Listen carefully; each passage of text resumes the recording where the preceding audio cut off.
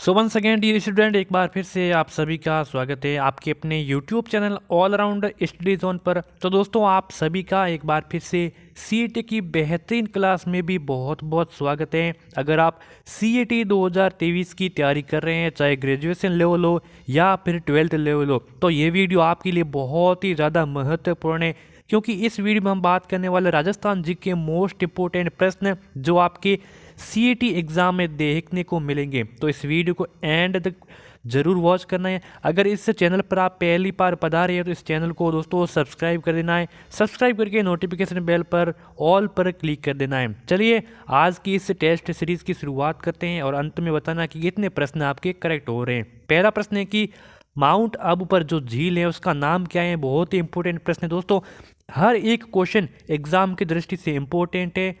और तो माउंट आबू पर जो झील है उसका नाम क्या है। नवलखा झील है, नक्की झील है, आनासागर झील है, कोलाज झील है। देखिए चारों की चारों झील दी गई है। कौन सी झील है जो माउंट आबू पर जो झील है उसका नाम है। तो यहाँ पे आपका करेक्ट आंसर हो जाएगा नक्की झील। जी हाँ दोस्तों, ये सिरोही में स्थित है, जो बी ऑप्शन आपका इसका करेक्ट आंसर हो जाएगा। अगला सवाल है कि सूर्य मंदिर कहाँ स्थित है। कोणार्क में स्थित है, पुष्कर में स्थित है, गुजरात में स्थित है या फिर अलवर में स्थित है। देखिए चार ऑप्शन दिए गए।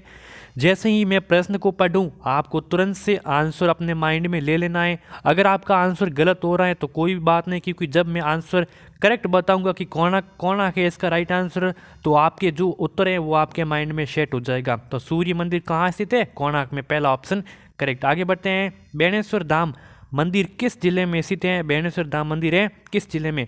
प्रतापगढ़ में, आबू पर्वत में, बाड़मेर में या फिर डूंगरपुर में। तो हालांकि आबू पर्वत कोई जिला नहीं है, लेकिन आबू पर्वत ये कहाँ पर है, सिरोही में, तो यहाँ पे सिरोही मान सकते हो। ठीक है, तो बेणेश्वर धाम में मंदिर है, ये किस जिले में स्थित है, तो ये स्थित है डूंगरपुर में। ठीक है, डी ऑप्शन आपका करेक्ट आंसर हो जाएगा।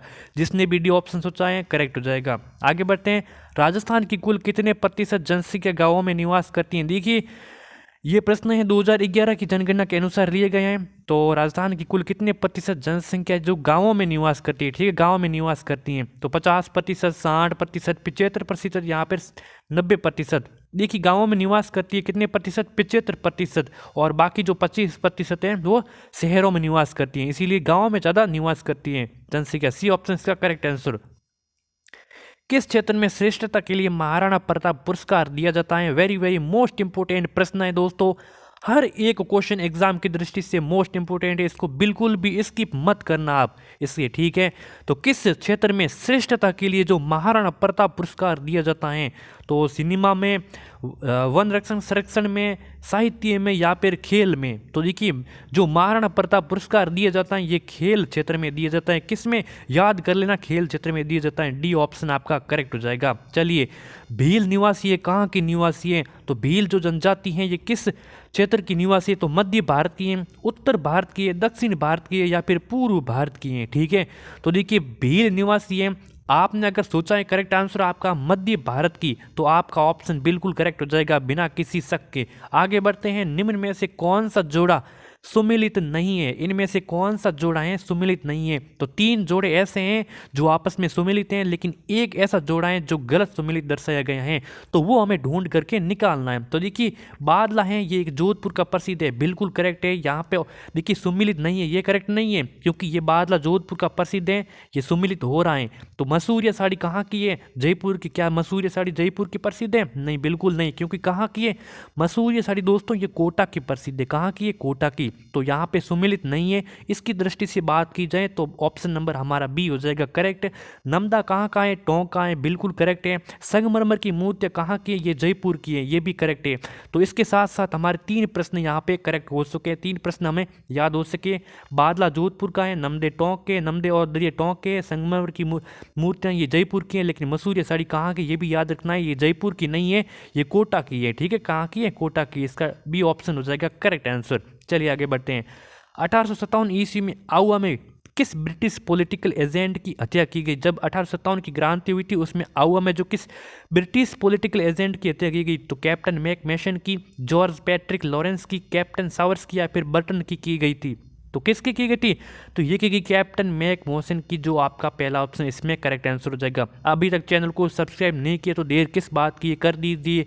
अगर आप सीईटी की तैयारी कर रहे हो चेतावनी रे चुंगटिया नामक रचना किस क्रांतिकारी द्वारा रची गई थी? देखिए, चेतावनी रे चुंगटिया नामक रचना है, इसकी किस क्रांतिकारी द्वारा इसकी रचना ये क्रांतिकारी द्वारा रची गई थी, लेकिन किसके द्वारा? केसरी सिंह बारड के द्वारा, जसवंत सिंह के द्वारा, सोई जय सिंह या फिर राणा हमीर। ऑप्शन नंबर आपका पहला हो जाएगा करेक्ट आंसर, केसरी सिंह बारड के द्वारा रची गई। आगे बढ़ते हैं, राजस्थान का प्रथम राष्ट्रीय उद्यान कौन सा है? बहुत इंपॉर्टेंट है, वेरी वेरी मोस्ट इंपॉर्टेंट है। प्रथम राष्ट्रीय उद्यान जिसको राष्ट्रीय उद्यान का दर्जा दिए गए हैं तो वो मरु उद्यान, सरिस्का उद्यान, रणथंभौर या फिर नाहरगढ़ उद्यान। तो कौन सा करेक्ट हो जाएगा? तो यहाँ पे राजस्थान का जो प्रथम राष्ट्रीय उद्यान ये रणथंभौर है। कौन सा? रणथंभौर, जो कि कौन से जिले में? ये सवाई माधोपुर जिले में। ठीक है, इसको भी याद रखना, कहाँ पे है? सवाई माधोपुर में। ऐसे प्रश्न दोस्तों सीईटी में जरूर पूछे जाएंगे।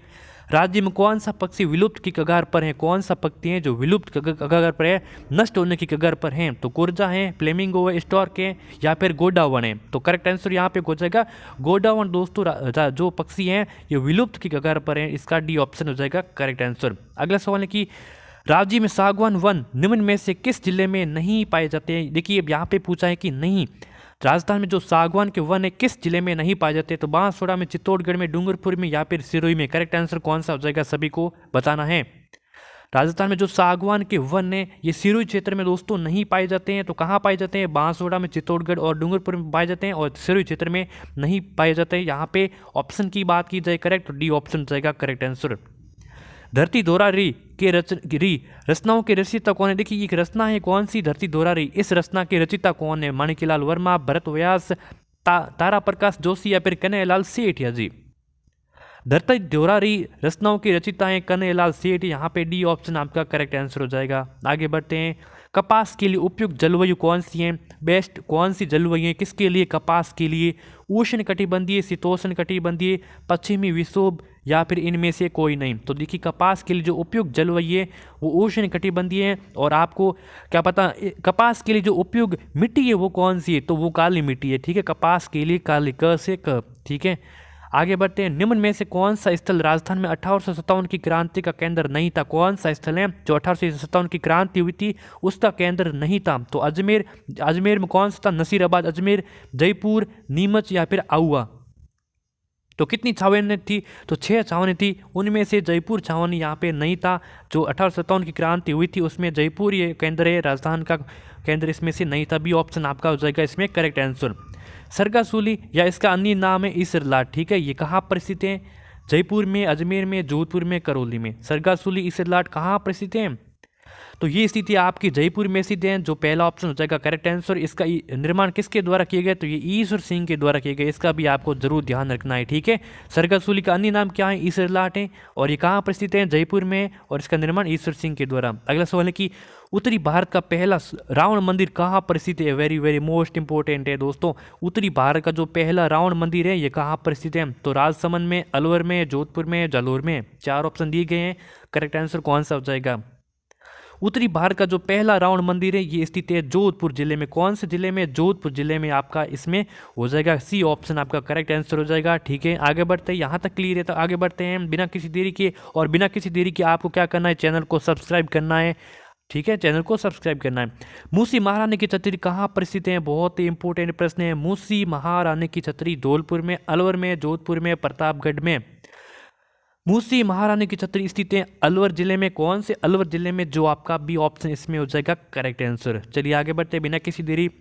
किन जिलों में मेवाड़ी भाषा नहीं बोली जाती है? देखिए इनमें से 4 जिले दिए गए, इनमें से कौन से जिले हैं जिनमें जो मेवाड़ी भाषा नहीं बोली जाती है? तो उदयपुर में, राजसमंद में, चित्तौड़गढ़ में या फिर सिरोही में? तो यहाँ पे करेक्ट आंसर यहाँ बात की जाए तो हो जाएगा सिरोही में। ठीक है, सिरोही में कौन सी बोली बोली जाती है? तो यहाँ पे देवड़ा वाटी। कौन सी? देवड़ा वाटी, और थोड़ी बहुत इसमें गुजराती भी बोली जाती है क्योंकि गुजराती सीमा यहाँ से लगती है। ठीक है, डी ऑप्शन इसका करेक्ट आंसर हो जाएगा। बाकी तीनों में मेवाड़ी भाषा बोली जाती है। ये हमारा रहेगा कौन सा? अंतिम प्रश्न रहेगा। यहाँ तक आपने देखो अंत में ज़रूर बताना है कि आपकी क्लास कैसी रही है, कितने क्वेश्चन करेक्ट आंसर हुए हैं। ठीक है, मेवाड़ के किस महाराणा ने संगीत पर ग्रंथ लिखा? मेवाड़ के किस महाराणा ने जो संगीत पर ग्रंथ लिखा? महाराणा उदय सिंह ने, महाराणा प्रताप, महाराणा कुंभा या फिर महाराणा अमर सिंह ने? तो 4 ऑप्शन दिए गए, किसने लिखा? तो देखिए जो मेवाड़ के महाराणा कुंभा थे, कुंभा जी ने यहाँ पे संगीत पर ग्रंथ लिखा। महाराणा कुंभा ने संगीत पर ग्रंथ लिखा था। सी ऑप्शन आपका इसमें करेक्ट आंसर हो जाएगा। तो ये महत्वपूर्ण 20 प्रश्नों की टेस्ट सीरीज़ यहाँ पे मॉडल पेपर कह सकते हो संपन्न हो चुकी है। आशा है कि आप सभी को बहुत अच्छी लगी। तो इस वीडियो को कर देना, क्या करना है, बस छोटा सा एक लाइक कर देना है और चैनल पे नए तो सब्सक्राइब कर देना, नोटिफिकेशन को भी ऑन कर देना। मिलते हैं किसी एक और नई वीडियो में, तब तक के लिए जय हिंद जय भारत।